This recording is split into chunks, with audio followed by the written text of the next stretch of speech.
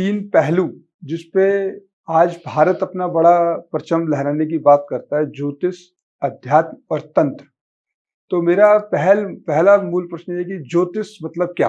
देखिए, पूरी दुनिया में आज तक बस सिर्फ एक यही विधान है भविष्य को देखने का कि आप ग्रहों के मूवमेंट से भविष्य का अनुमान लगा सकते हैं।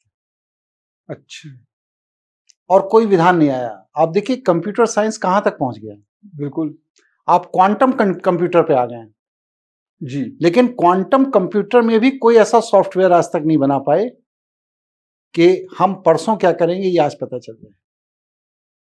अच्छा, इसका मतलब यह है ना कि ज्योतिष गणना का विषय नहीं है, गणना का विषय है ही नहीं। है ना। अगर वह गणना का विषय होता तो क्वांटम कंप्यूटर जैसी जब सुविधा है हमारे पास जी। तो हम गणना के द्वारा कुछ भी गणना करके कैलकुलेट करके निकाल लेते हैं, लेकिन हम नहीं निकाल पा रहे हैं। जी, गणना हमारे सहायक है ज्योतिष में। सहायक है। हाँ, तो पहली चीज तो ये है कि ज्योतिष को जो लोग गणना मानते हैं वो गलत मानते हैं। गणना ज्योतिष में सहायक है। ज्योतिष आध्यात्मिक ऊर्जा का विषय है। अगर आपने प्रकृति के साथ संवाद करने की कला को अपने अंदर विकसित नहीं किया है जी। तो कभी भी ग्रह नक्षत्रों के मूवमेंट के परिणाम को नहीं निकाल सकते। ग्रह नक्षत्रों के मूवमेंट की गणना तो कर सकते हैं, लेकिन ग्रह नक्षत्रों के उस मूवमेंट का जो फलित है वो आप नहीं निकाल सकते जब तक कि आपका प्रकृति के साथ संवाद नहीं है। जी, तो जो आज जो प्रेडिक्शंस की जाती हैं पंडितों के द्वारा, जो जन्म पत्रिका एक निकालते हैं, इसमें लग्न बोलते हैं, नवांश बोलते हैं और ग्रहों के कैलकुलेशंस करते हैं, वो सब कुछ करते हैं बैठ के, उनका पूरा लखा एक उम्र का तजुर्बा भी है। उसके बाद उनकी जो प्रेडिक्शंस हैं वो मिसमैच हो जाती हैं, या वो आगे पीछे होती है, या वो होती ही नहीं है। तो ऐसा क्यों है? इसके तीन मूल कारण हैं।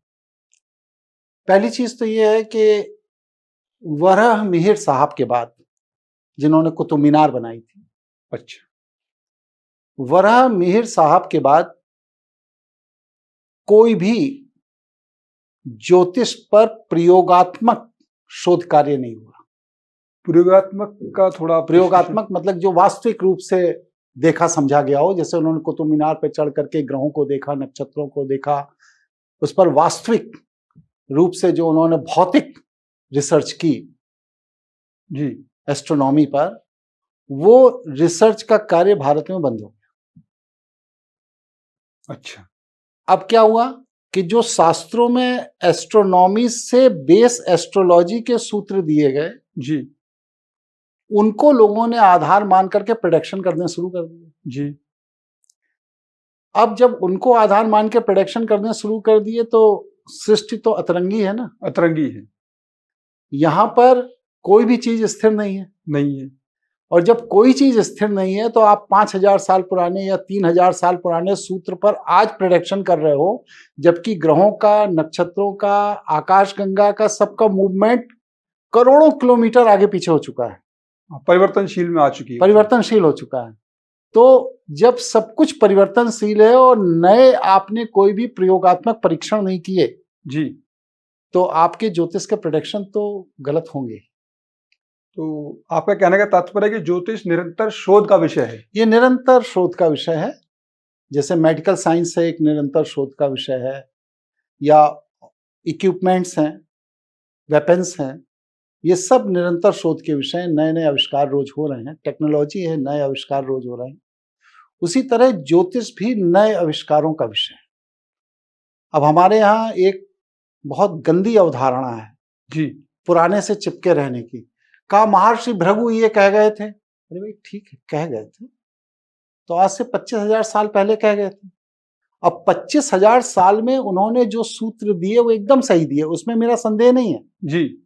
और भृगु जैसा विकल्प मिलना भी सृष्टि में संभव नहीं है। संभव नहीं। लेकिन वो जो 25,000 साल पहले कह गए थे और आज 2025 में क्या परिवर्तन हो गया है इस सृष्टि ज्योतिष के केंद्रों में, उसका अनुमान लगाकर वो तो शोधन आपको करना पड़ेगा ना। जी, तो प्रायिक चीज देखी जाती है कि लोग पंडितों के पास चले जाते हैं अपनी समस्या लेकर, तो जो पाया गया है कि कुछ लोगों को समाधान मिल जाता है और बाकी समाज के लोग इसे नकार देते हैं। तो नकारने की प्रस्तुति कैसे इसमें चीज है? देखिए, ज्योतिष से सब कभी समाधान नहीं मिलता, ये एक भ्रांति है। अच्छा, ज्योतिष में समाधान नहीं है? नहीं, तो ज्योतिष जो है वो डिटेक्ट करती है प्रॉब्लम डिटेक्ट करती है। जैसे आप हॉस्पिटल में एडमिट होते हैं तो लैब में जब आपका चेकअप होता है जी जी, तो प्रॉब्लम डिटेक्ट होती है कि आपकी किडनी में प्रॉब्लम है, कि आपके इंटेस्टाइन में प्रॉब्लम है, कि लीवर में है, कि पैंक्रियाज में है, कि हार्ट में है, कि ब्रेन में है, प्रॉब्लम है कहाँ। अच्छा, ये कुंडली से पता लगता ये है। डिटेक्ट होती है।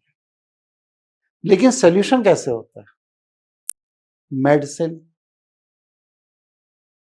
जब तक आप मेडिकल साइंस की जानकारी नहीं रखते, मेडिसिन की जानकारी नहीं रखते, तब तक आपने डिटेक्ट कर भी लिया तो आप उसे ठीक नहीं कर पाओगे। ठीक नहीं कर पाओगे। इसी तरह ज्योतिष से हम लोग अपने प्रारब्ध के दोषों को डिटेक्ट कर लेते हैं कि ये मेरे पूर्व जन्म के कर्म हैं जिसका ये परिणाम है। लेकिन अगर उसमें सुधार की बात आएगी तो कोई ज्योतिषी किसी का भाग्य नहीं बदल सकता। कोई ज्योतिषी किसी का भाग्य नहीं बदल सकता। भाग्य बदलने का काम अगर कोई भी कर सकता है तो वो तांत्रिक कर सकता है। तांत्रिक कर सकता है, क्योंकि प्रारब्धीय ऊर्जा या ईश्वरीय ऊर्जा या ब्रह्मांडीय ऊर्जा या तंत्रोक्त ऊर्जा या तंत्रिका तंत्र की ऊर्जा, जिसे इसकी समझ नहीं है वो कभी ट्रीटमेंट नहीं कर सकता। इसलिए ज्योतिषी के पास अगर आप समाधान के लिए जा रहे हैं तो ये आपका भ्रम। आप एक प्रकाश